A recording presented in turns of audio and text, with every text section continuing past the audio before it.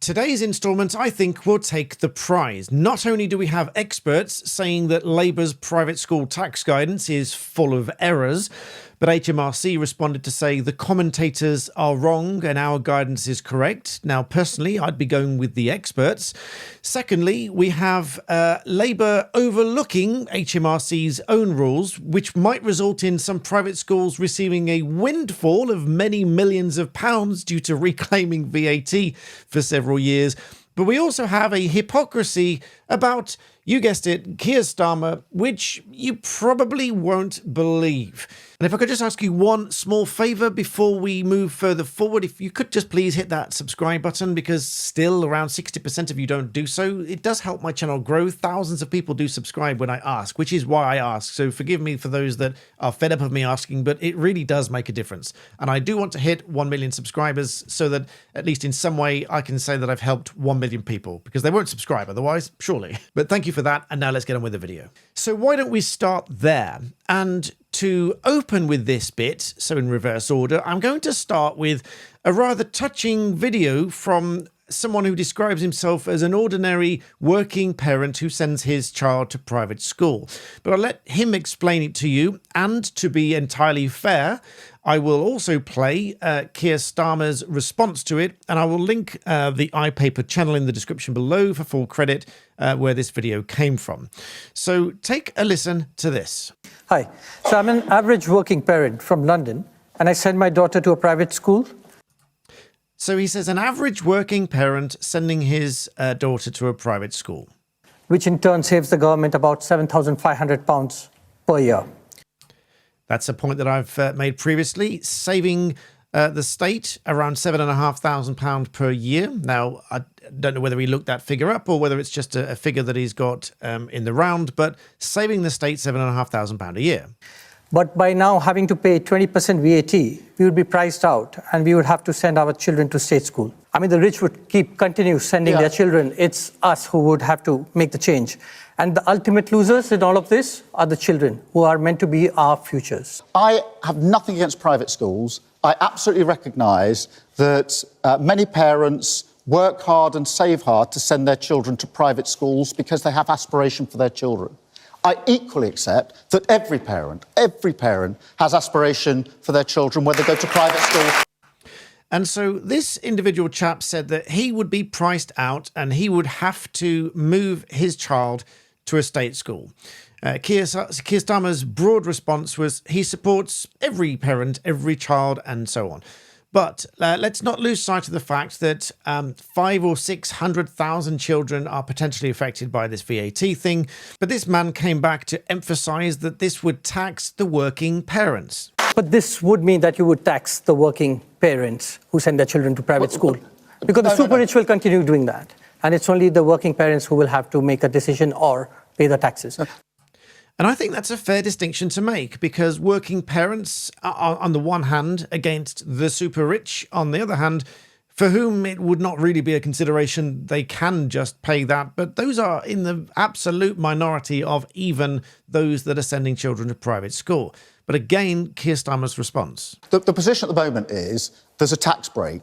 So you pay VAT on other services, but you don't pay it for private schools. Now, as I mentioned in a previous video, that is not technically correct. It's not a tax break as such. It is exempt for a reason. Certain things are zero rated and certain things are exempt, meaning it should not be charged on those services. And education is one of them. But now, coming back to, so you've got Keir Starmer's firm point here. Everybody should have the same opportunity and so on. However, if you read into, and now this is not to criticise, Keir Starmer's obviously had a very good career. He's been knighted, he's King's Counsel, he's been an MP, and now is Prime Minister. Now, while some of you might be losing faith in our government to protect you, what I would hope is that you would put some trust and faith in me to recommend things to you that I feel would protect you.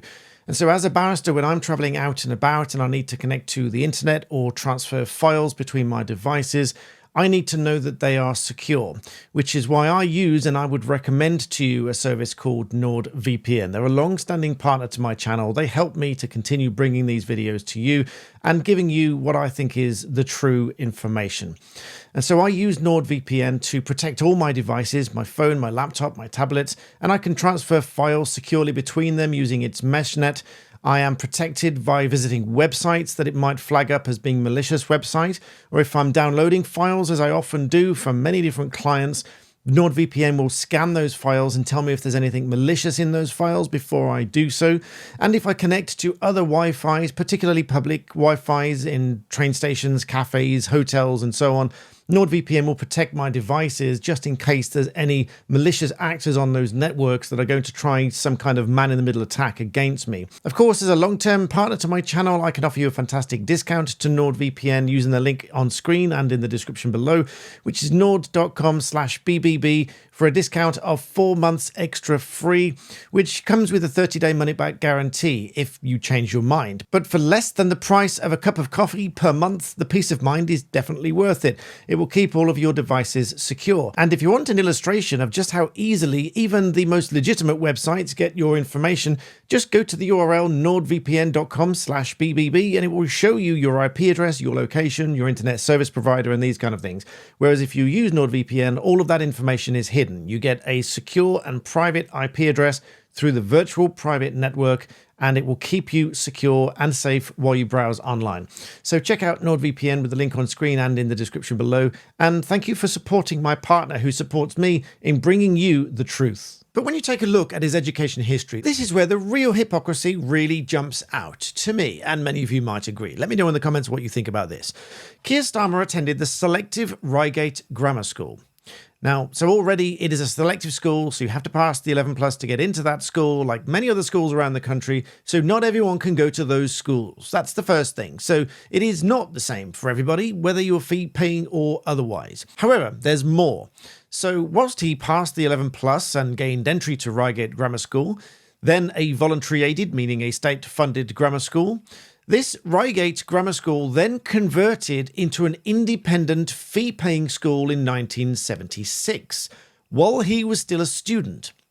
The terms of this conversion were such that his parents were not required to pay for schooling until he turned 16, at which point that school, now a charity, awarded him a bursary that allowed him to complete his education there without any parental contribution. So let's just recap that for a moment. He goes to a grammar school which is selective by way of the 11 plus entry, that's fine. But then it converts to a fee-paying school, but one of the terms of the conversion is that his parents don't pay the fees until they turn 16. But when he turned 16, he was given a bursary by the school, which means his parents still didn't pay any fees, meaning his education remained free, even though other parents at the same school were paying for the same education. Now, one might argue that that's where he forged his views that everybody should have access to the same education, but at the same time, that is entirely missing the point that a great number of different private schools give grants and bursaries and scholarships and free spaces. For example, somebody in the comments reminded me that even the most elite schools, including Eton,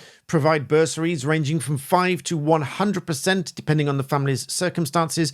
So private schools do provide these bursaries, but also I've known these private schools provide places to displaced students from places like Ukraine, where their home has been destroyed and they've had to leave, and they've obviously had their whole lives turned upside down, not least of which the children's education. So they've been provided a private education in the UK, all of which provided by the private schools, which is funded by those parents. Now, I've had a great number of people leave comments, some of which I'm going to read out a bit later in this video, but it's a little hard to believe that Keir Starmer's government is pushing through this 20% tax on children's education when he himself received free private education paid for by the other parents at that school at that time. However, coming back to the implementation of this tax and the guidance complained of, experts have said that these guidelines simply do not make sense and have not been properly proofed. Leading tax advisors have said the guidance published by HMRC is contradicting itself and has not been properly thought through or proofed. They raise concerns that Labour has put the tax office in an impossible position by attempting to implement the legislation at a ludicrously short period of time, despite HMRC having little previous experience dealing with private schools, obviously because they were previously exempt from the VAT. This guidance document, they say, refers to closely related services that are exempt from VAT. That's because they're in the provision of private education.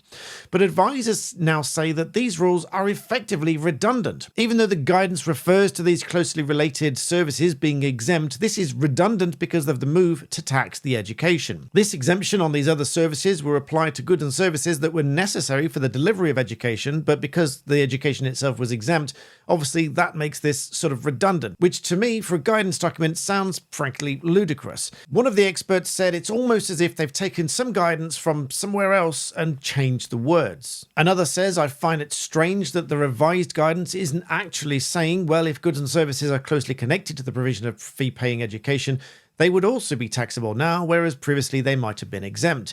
We see this with a number of HMRC notices where different parts of legislation and guidance are pulled together and amalgamated and not properly thought through or proofed, where you end up with things that effectively don't make sense. And if that wasn't enough, another article by conservativepost.co.uk, I'll link below if I remember, highlights a blunder, it calls it, which I've referred to previously, which is that these schools may now be able to reclaim VAT under the standard rules, meaning that some private schools, some of the wealthiest private schools, including Eton, stand to benefit potentially to the tune of millions of pounds because they'll use the standard long-standing newly VAT company registered rules to reclaim VAT on capital projects dating back for 10 years.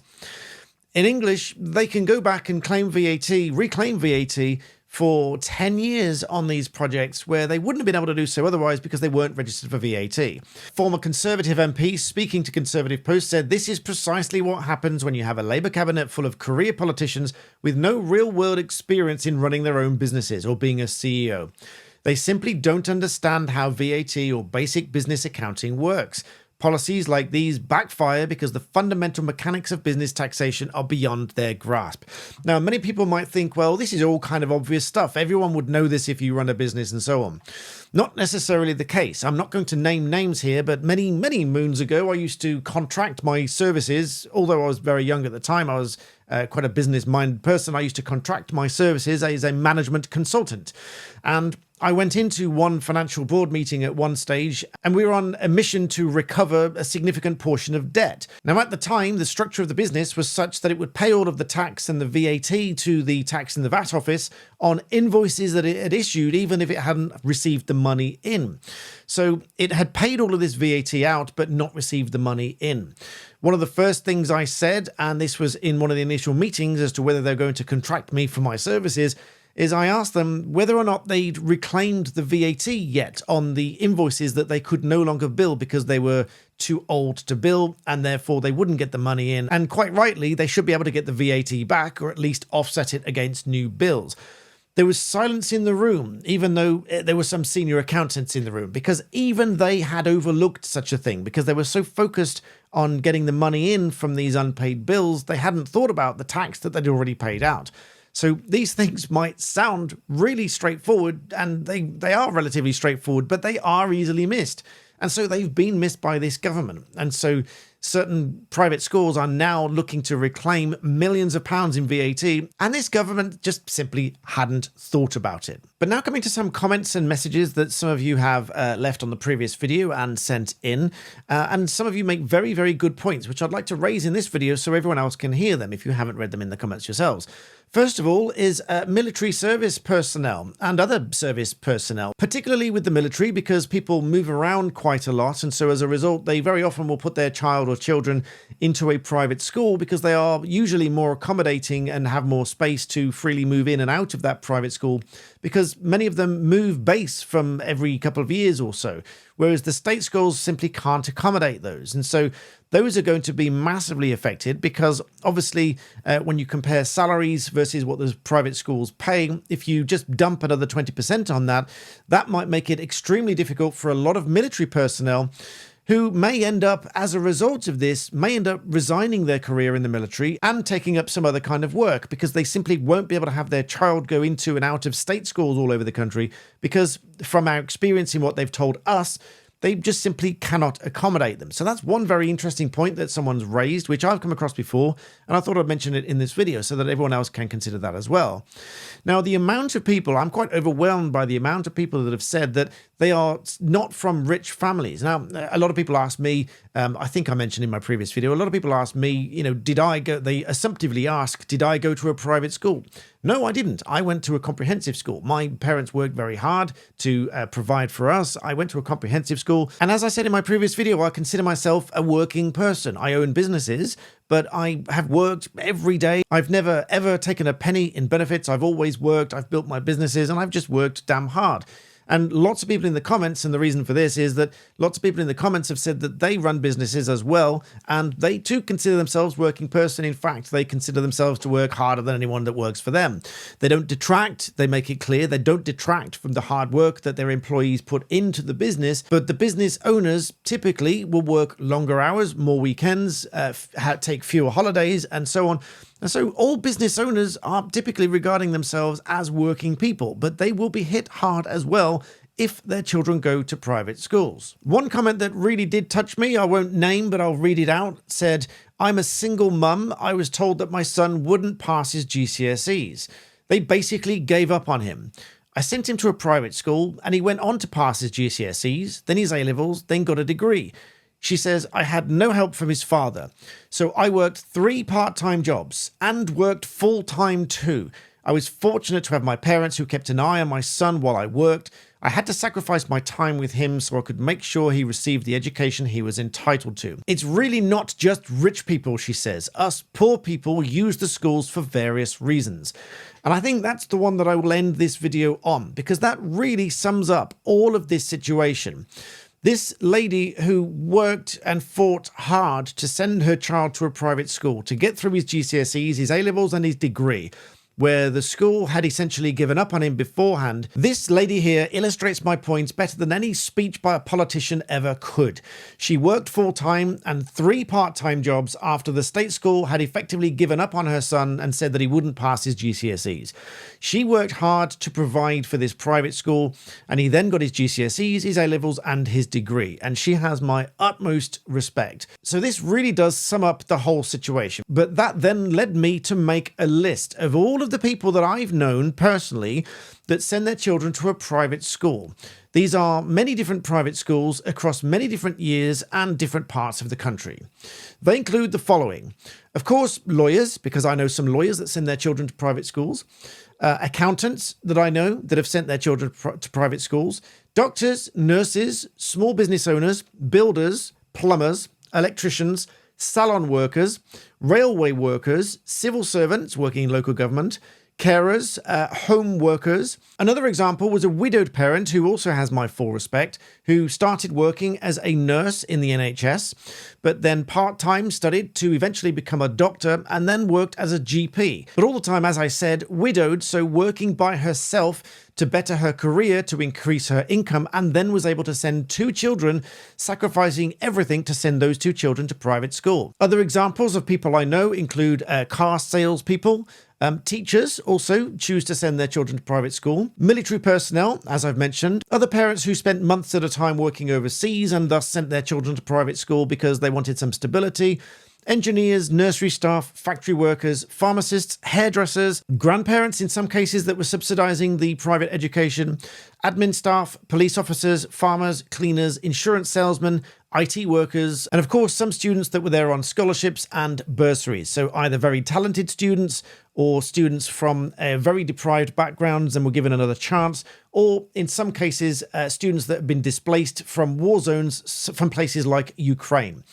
And so all of these are made possible by, firstly, the school providing those bursaries and scholarships, all of which is supported and provided by the parents that are paying the fees into those schools. Now, none of whom, I presume, will sound to you like rich, snobby millionaires. Not saying that rich millionaires are snobby, but these people don't sound like rich, snobby millionaires to me.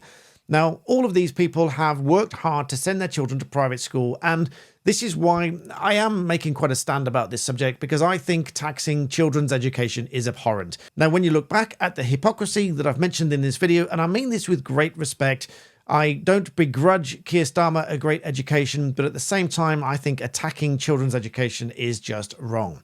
Especially when the Prime Minister himself benefited from other parents paying the fees into that school when it became a fee-paying school, but his parents didn't have to pay for it. But either way, I hope that's given you some food for thought. Thank you all for your comments, and especially your supportive comments and sharing your stories, some of which I've been able to share here. This video will hopefully reach more people who can also share their stories in the comment section below. Please do take some time to read those stories and comments in the comment section, especially if you are on the side of we should tax the schools and everyone else is wrong. Please do take the time to read those comments and think about what I've said. That list of different careers that I've just mentioned to you are all people that I've known, either people personally I've known or clients that I've known, that have all sent their children to private schools. They are a great range of different occupations, none of whom would consider themselves rich or anything of the sort. So with that, if you do find this content useful, please do hit the like button and subscribe. That does help my channel grow. And as always, thank you for watching.